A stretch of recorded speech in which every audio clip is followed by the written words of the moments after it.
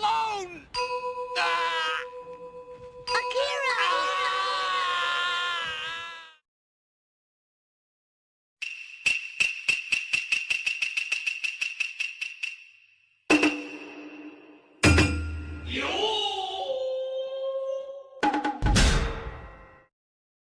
In the big year 2000, Marvel Comics launched their Marvel Mangaverse initiative, which is exactly what it sounds like. An alternate Marvel universe with the characters we all know and love, but drawn in a more stylistically manga-ish way. This initiative was introduced following the growing popularity of manga in the United States to try and capture the interests of readers who were otherwise only interested in manga. Keep in mind that this was a period that saw the rise of manga titles like One Piece, Naruto, Fullmetal Alchemist, Bleach, and more. It was a pretty cool time to be getting into manga, and that obviously concerned comic book companies. Now, I don't think it's a hot take for me to say that the entire Mangaverse lineup was pretty underwhelming, with the art quality fluctuating greatly.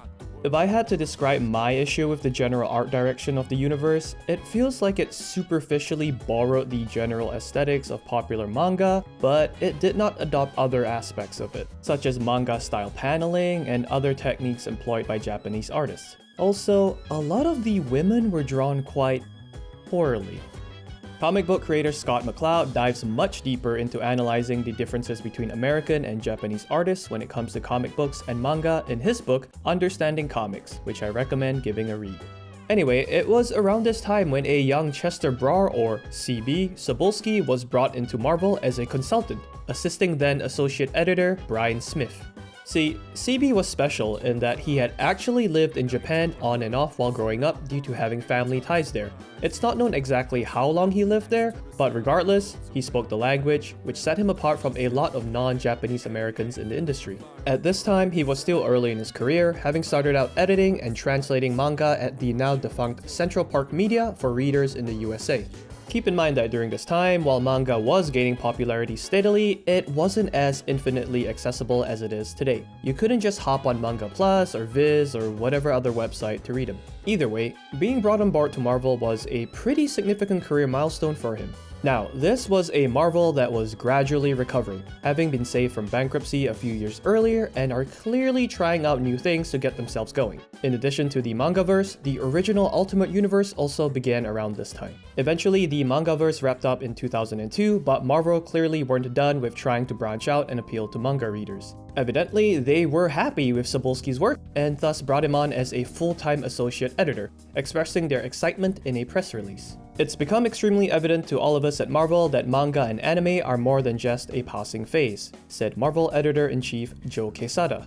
Ask any comic retailer and they'll tell you that the best way to reach younger readers and the ever-elusive female reader, and they'll tell you that manga and anime are the way to go. It's tough to argue this when you see the ever-growing legions of young girls dressed as Sailor Moon characters at comic conventions. I want everyone to welcome CB-san to the team. We look forward to all the wonderful stuff that he'll be generating for all the Marvel fans. With CB-san's help, we'll be striving to hit the mark with younger readers and girl-friendly books that will be launching later this year.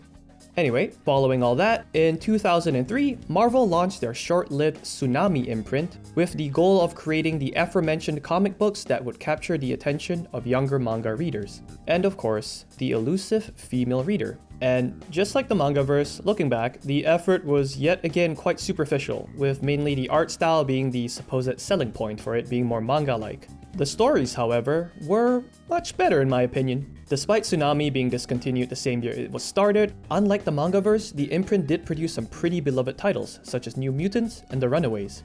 Regardless, Marvel bringing on CB-san seemed to have somewhat paid off, and the future looked great for the rising star.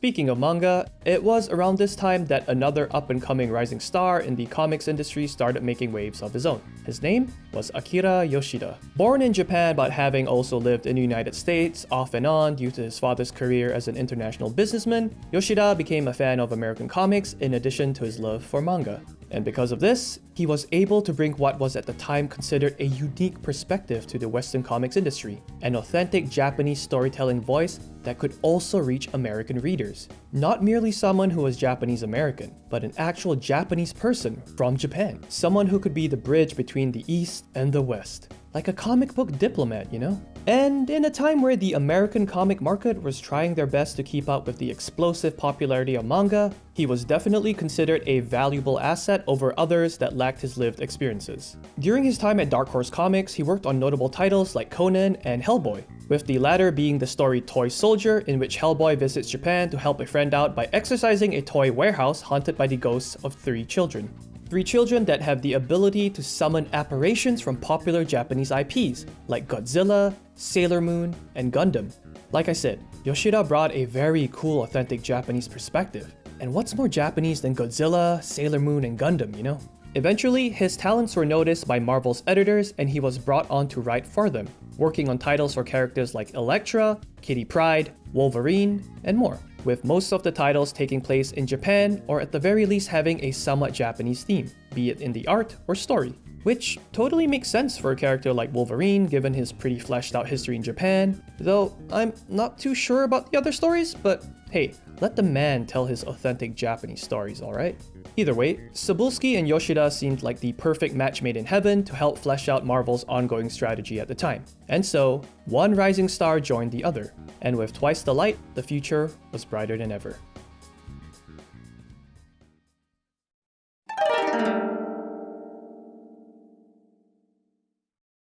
However, by 2006, Yoshida had seemingly retired from working at Marvel, and comics in general. Him being a private person, coupled with the fact that social media wasn't really a big thing yet back then, made it pretty much impossible to find out where he went off to. Coincidentally, it was around this time as well that Cebulski, perhaps a little discouraged by Yoshida's departure, decided to also leave Marvel, having recently finished work on Marvel's relaunch manga initiative called the New Mangaverse that ran for an even shorter time than its predecessor. It seemed like Marvel were kinda throwing in a towel in regards to drawing in manga readers, so it must have felt like the right time to leave.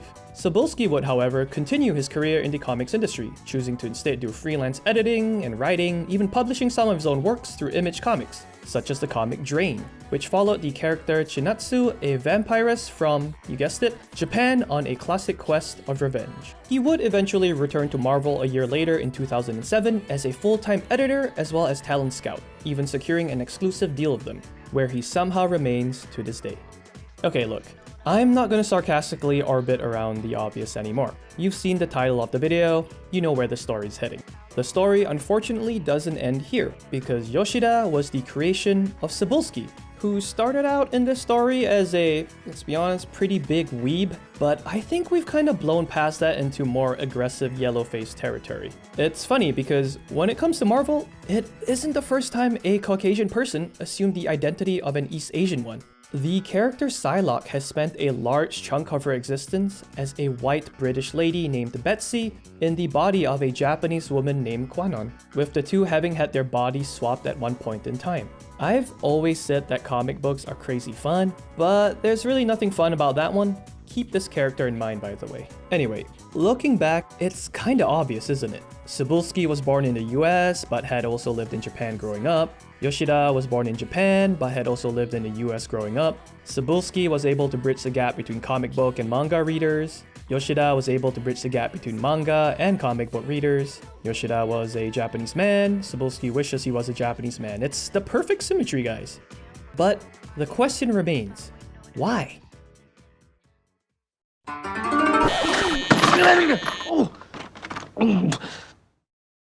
See, when Cebulski first joined Marvel on a full-time basis, there was a company policy that prohibited the editing staff from taking on writing work or drawing work without special authorization. And even if they were granted said authorization, they weren't paid for the work.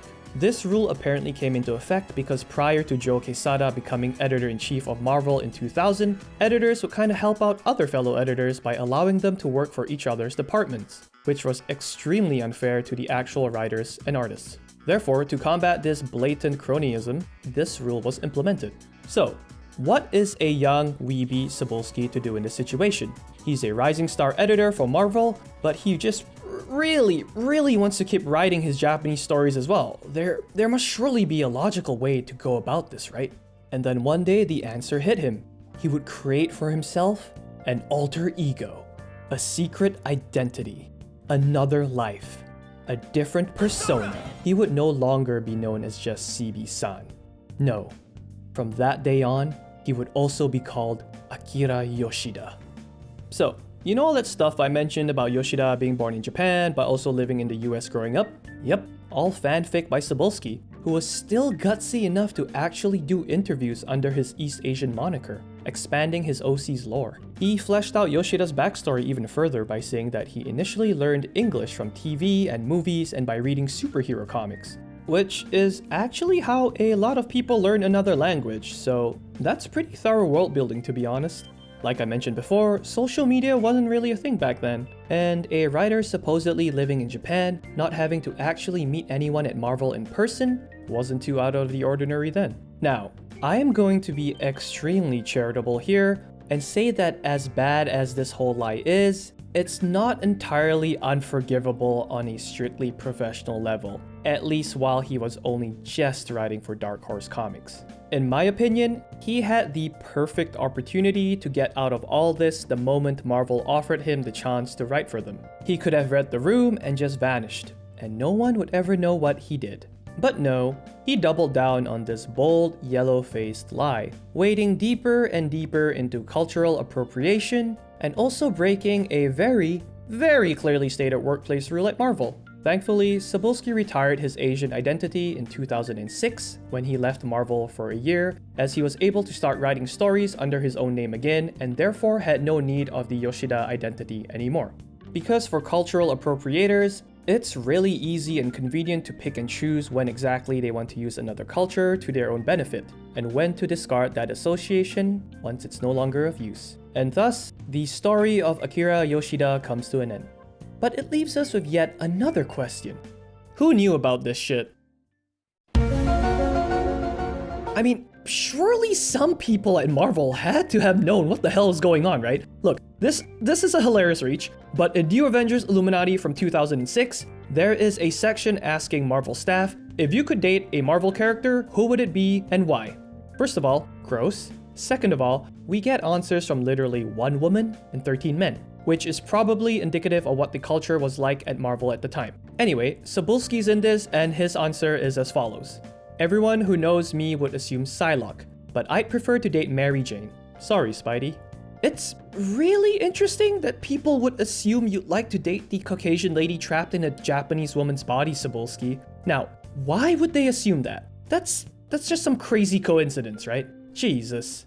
See, this lie wasn't as bulletproof as Cebulski probably hoped it would have been. Eventually, rumors circulated in comic book circles back then that Yoshida might in fact be an alias used by another writer, possibly an editor. We'll revisit this rumor later on, but it was only through sheer luck that this was quickly dismissed. The luck in question being former Marvel senior editor Mike Martz confirming Yoshida's existence because he claimed that he happened to have met him in person and had lunch with him, which sounds like a huge cover-up lie, but by all accounts, Martz was not lying. It's confirmed he actually did have lunch with a Japanese man that day. It just happened to be a random translator who was visiting the office. And like, Martz is totally innocent here, but you'd think the guy's actual name would come up in conversation at least once?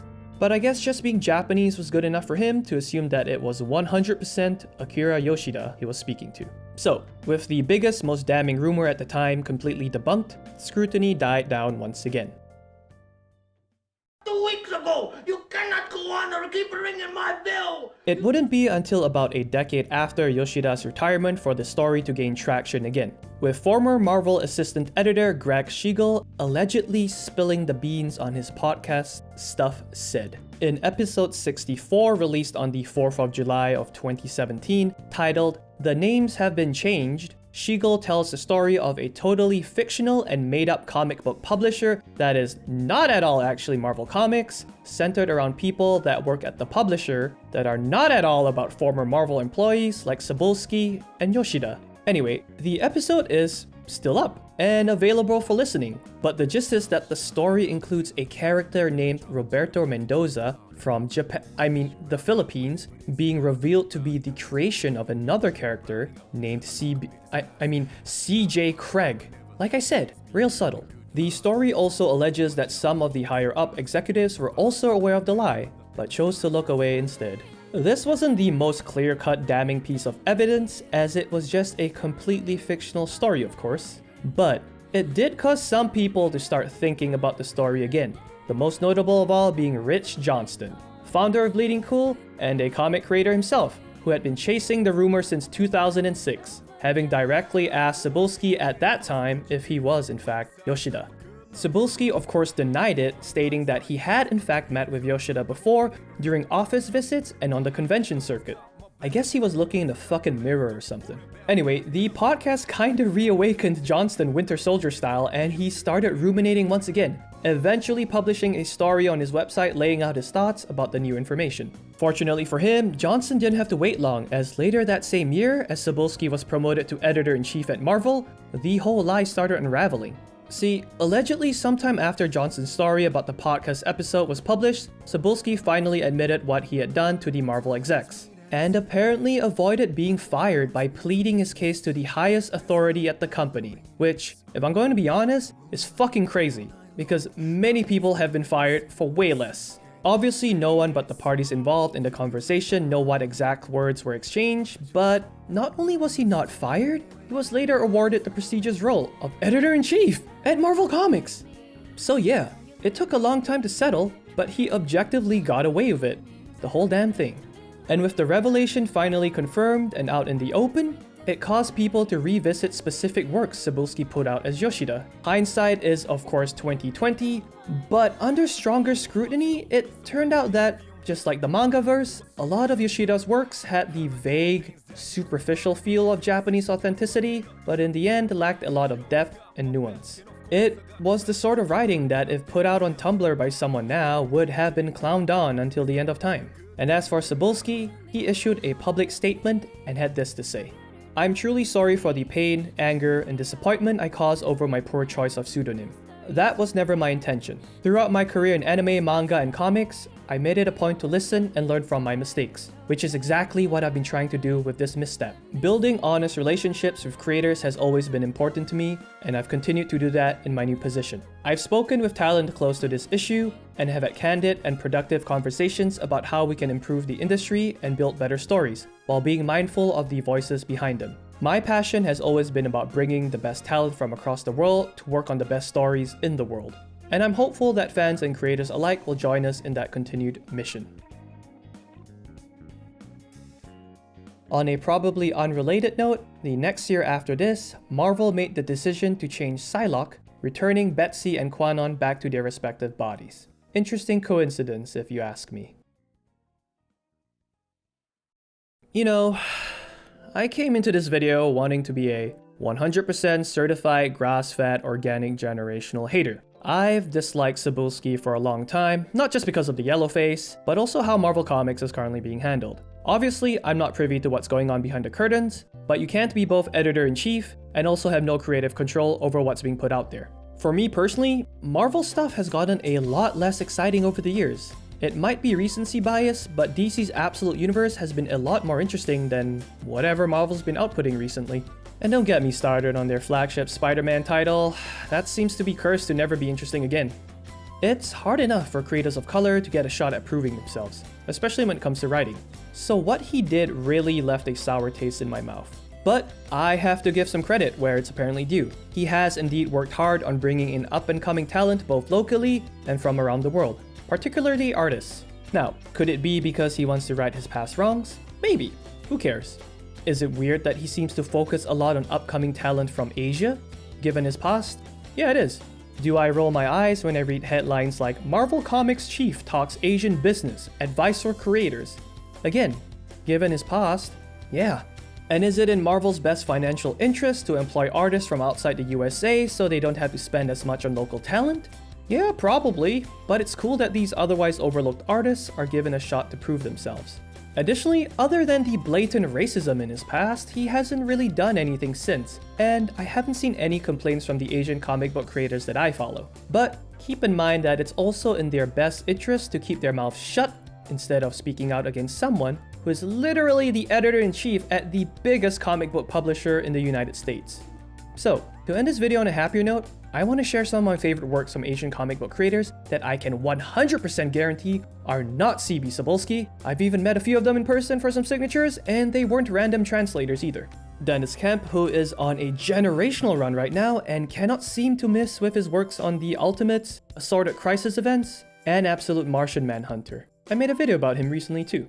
Fiona Staples on anything she lays her hands on, with Saga probably being the most well-known thing that she's worked on that should probably wrap up within the next decade or two.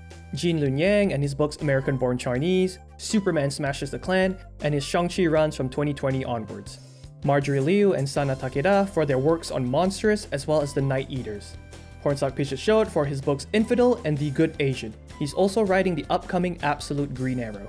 Cliff Chiang, who does fantastic art on works like Paper Girls and Wonder Woman. I also recommend his solo project, Catwoman Lonely City.